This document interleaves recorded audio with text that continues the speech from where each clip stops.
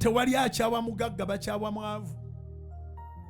Olina ate okuyiga okuwanga abantu ssente ng'obaweerako n'amagezi. Abasinga obungi beetaaga magezi.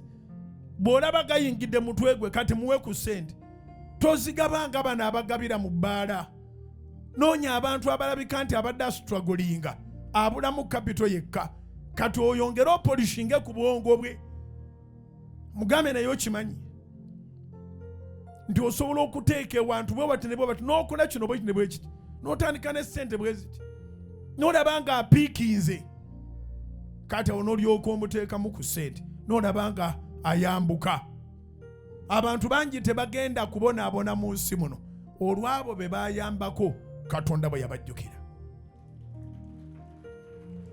Ng'obeera oli awo ng'akasente kajja buzi. Oli awo wali tayalinga naye akaseera ke wali mu office wagikozesa bulungi. Birthdays oba kyazijjukira. Bakuleetera ebirabo mu kyalo gye wawummulira. Olunaku lwo lubeera lukulu.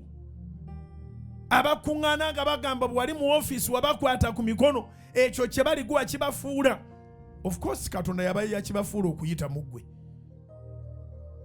Yiga akagambo kano okwetowaza ng'olina ebingi oba ebitono.